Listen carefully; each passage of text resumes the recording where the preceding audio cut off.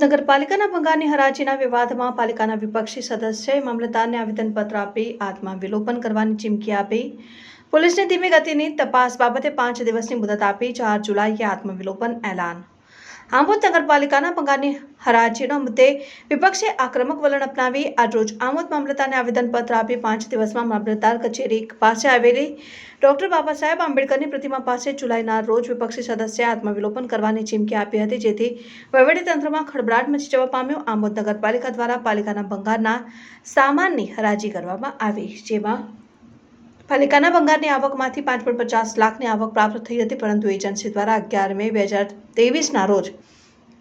3.60 લાખ જ ઓનલાઈન પાલિકાના ખાતામાં જમા કરાવ્યા, ત્યારે બાકીની રકમ AM કોલસાવાલા એજન્સીએ તત્કાલીન પાલિકા પ્રમુખ તેમજ કારોબારી અધ્યક્ષને રોકડા રૂપિયા 1.5 લાખ આપ્યા હોવાનો મુખ્ય અધિકારીને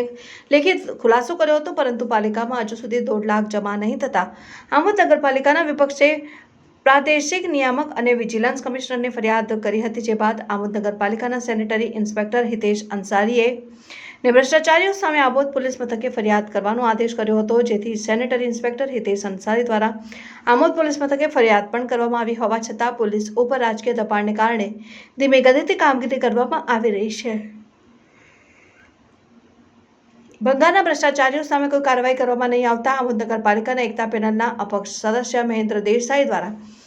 ભ્રષ્ટાચાર કરનાર સામે દિન 5માં કોઈ કાર્યવાહી કરવામાં નહીં આવે તો 4 જુલાઈના રોજ આમોદ મામલતદાર કચેરી પાસે આવેલી ડોક્ટર બાબા સાહેબ આંબેડકરની પ્રતિમા પાસે આત્મવિલોપન કરવાની ચીમકી આપતું આવેદનપત્ર પોતાના સાથી નગરસેવકો ઇરફાન રાણા, રોહિત માછી, શકીલ કાપડિયા અને આગેવાનો સાથે મળી આમોદ મામલતદાર વિનોદ ચંદ્ર જરીવાલાને આપ્યું હતું, જેથી તંત્રમાં દોડધામ મચી જવા પામી હતી, જેથી પાલિકા શાસકોમાં હડકંપ મચી જવા પામ્યો છે।